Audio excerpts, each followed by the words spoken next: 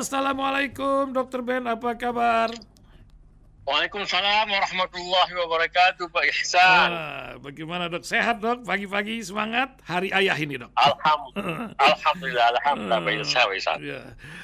Dok, ya entah ya sebagai seorang ayah atau apa ya, tapi setidaknya sebagai putra daerah Aceh, budaya Aceh sangat menolong, republik ini pun sangat ditolong. Tapi apa yang menyebabkan ratusan pengungsi di Aceh sana yang dahulu demikian akrab diterima, sekarang kok macam ditolak oleh sebagian warga di sana, walaupun ada komunitas lain yang menerima orang-orang Rohingya di sana.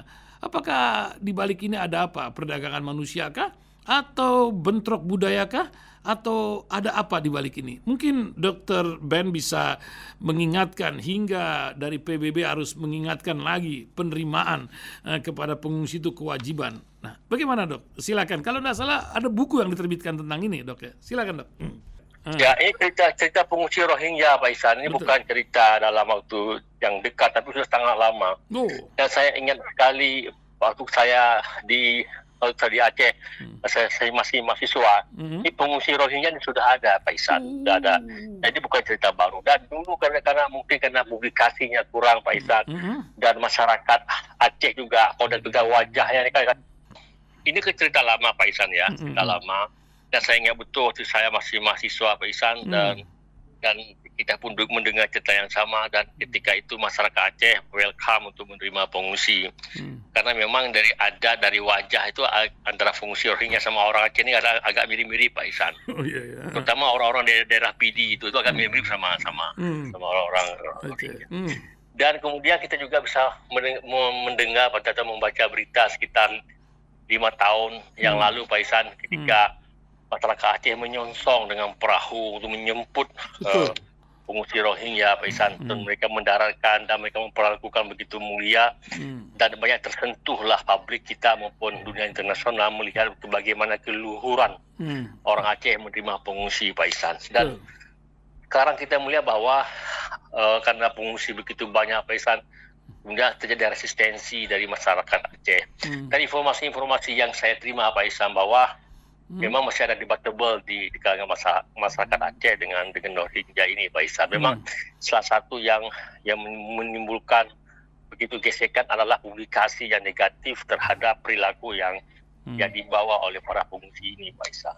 Kita ketahui bahwa masyarakat Aceh ini masyarakat religius, Pak Ihsan, religius. Dan pengungsi Rohingya ini, Pak Ihsan, walaupun mereka ini adalah Muslim, tapi pemahaman agama ini mereka masih jauh, karena memang mereka tidak disediakan fasilitas untuk mempelajari Islam dengan baik.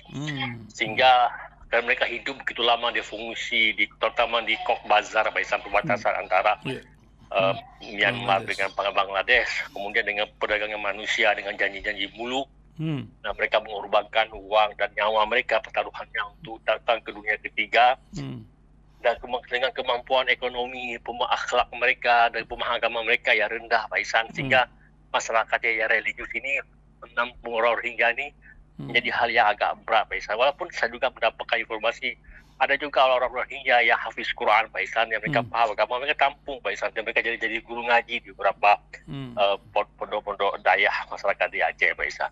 Maka oleh sebab itu saya pikir di samping memang ada mungkin sedikit, Pak Ihsan, secara kebatinan melihat perilaku pengungsi ini, ditambah dengan publikasi yang begitu masif untuk penolakan ini, Pak Ihsan, bisa jadi ini adalah satu setting dari pihak-pihak tertentu. Nah, maka sebab itu menjadi tugas bersama masyarakat, terutama tokoh-tokoh agama, Pak Ihsan, untuk bisa memberikan pemahaman yang komprehensif bagaimana menampung pengungsi ini, sehingga itu bagian dari amal soleh. Dan jangan lupa juga, Pak Ihsan, bahwa pemuda juga punya tanggung jawab, terutama pemerintah pusat, untuk bisa mengalokasi mereka ke tempat yang lebih representatif, Pak Ihsan. Maka saya itu kan pernah mengusulkan, Pak Ihsan, mengusulkan bahwa untuk diaktifkan salah satu pulau yang ada di Aceh atau di mana lah, kemudian kerjasama-sama IOM, kemudian pada badan pengungsi dunia internasional untuk bisa memberikan mereka pendidikan agama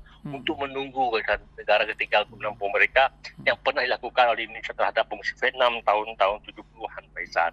Tapi nyatanya pemerintah pusat tidak punya satu strategi yang jitu untuk menangani ini Pak Ihsan, sehingga diserahkan semua ke daerah. Daerah dengan beban APBD yang besar dan mereka tidak ada lokasi ke sana. Ini menjadi masalah besar. Saya dengar informasi teman-teman pun beberapa pendap pun kayak cuek gitu, adalah musim menghadapi ini dengan masalah mereka sendiri kan. Dan saya pikir ini tugas atau PR bagi pemerintah baru sekarang untuk bisa menyelesaikan persoalan Rohingya, karena ini tidak bisa hanya diatasi oleh masyarakat Aceh. Ini adalah tugas-tugas besar, tugas internasional. Dan ini tugas pemerintah, terutama Kementerian Luar Negeri untuk bisa melobi negara-negara sebagai penampung final dari mereka itu. Oke.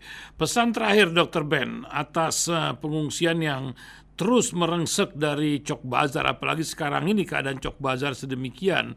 Apa yang ingin Dr. Ben sampaikan atas masalah pengungsian Rohingya di Aceh ini, Dok? Saya pikir Pak Ihsan, akarnya ini kan karena mereka itu kan stateless Pak Ihsan ya. Artinya pemerintah Myanmar, apalagi junta ini nggak mengakui mereka, itu persoalan di situ Pak Ihsan. Mereka diusir, mereka harus hidup, harus survive, mereka harus mencari jalan bagaimana mereka harus hidup. Dan Aceh merupakan salah satu tempat persinggahan mereka. Dan saya pikir ini harus kerja bersama Pak Ihsan. Nggak bisa diserahkan pada komunitas masyarakat Aceh untuk menyelesaikan ini. Tapi harus bersama. Saya pikir pemerintah pusatnya harus memaksimalkan, dan pemerintah daerah juga harus melobi pusat. Salah satu diskusi mungkin bisa diajukan tema masalah pengungsi Rohingya, Pak Ihsan. Dan mudah-mudahan dengan tema bersama ini ya, saya pikir mana sih pekerjaan besar kalau sama-sama kita lakukan, pasti bisa diselesaikan dengan baik Pak Ihsan. Jadi makanya menyalahkan masyarakat saya pikir nggak bijak juga Pak Ihsan dengan kondisi hari ini kan. Dan juga kita menyalahkan pengungsi pun juga kita nggak bijak juga, karena mereka harus hidup di bawah tekanan pemerintah junta ini Pak Ihsan. Oke, terima kasih Dr. Ben menemani pendengar radio di berbagai tempat. Assalamualaikum warahmatullahi wabarakatuh. Waalaikumsalam warahmatullahi wabarakatuh Pak Ihsan.